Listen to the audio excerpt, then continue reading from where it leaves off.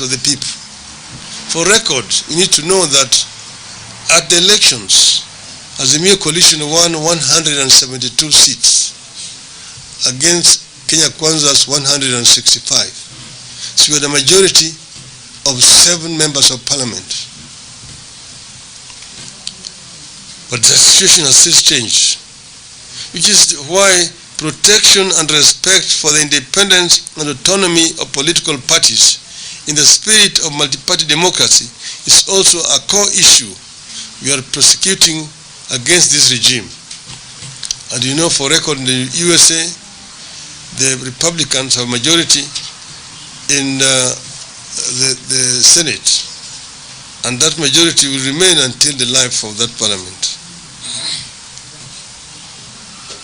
If the regime did not lure our MPs to its side, and if it stopped interfering with the affairs of our constituent parties, the Unpopular Finance Act would have been rejected. The executive would have been forced to negotiate. We therefore resorted to the timeless principle that in a democratic country that is founded upon the sovereignty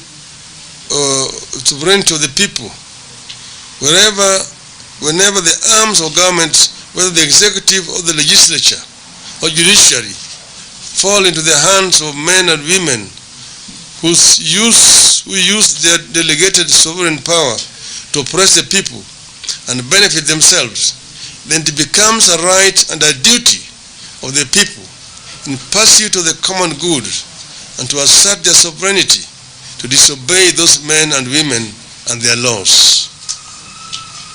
That is when we took refuge in Article 37 of our Constitution, which gives every person the right, peaceably and unarmed, to assemble, to demonstrate, to picket, and to present petitions to public authorities. Unfortunately, that is what the police are killing people for. People are being arrested in most uncivil way. Many have been abducted commando style and held incommunicado way past the stipulated period of 24 hours within which they must be presented in court. Both police and hired goons are trailing, arresting, and shooting people from unmarked vehicles, and those with foreign number plates, raising the question of whether these are police or thugs.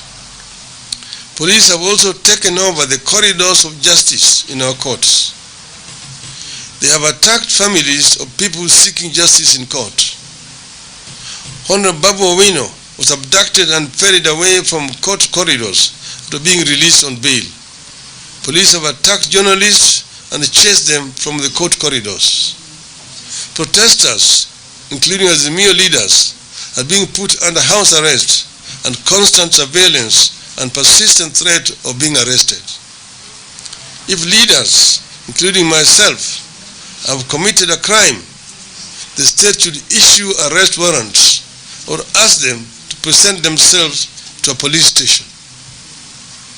In this regard, we very much appreciate the UN Human Rights Office for calling out the Kenya police for failing to facilitate peaceful assemblies and failing the test of legality, necessity, proportionality, and non-discrimination in the use of force.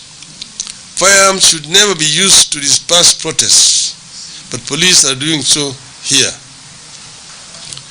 Which is why we are currently assembling more evidence, which we will shortly present to the International Criminal Court with an appeal to the court to open a file on state-sanctioned police atrocities in Kenya.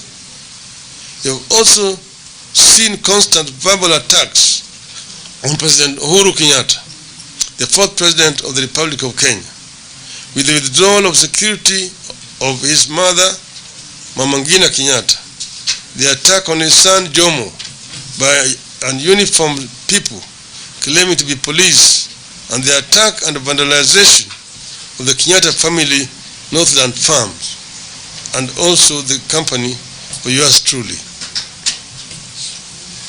These developments are alien to this country.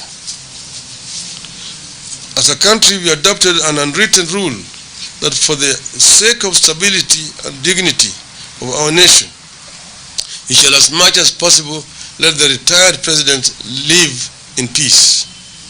We left President Moi and President Kibaki in peace. We appreciate the good they did and learn from their mistakes.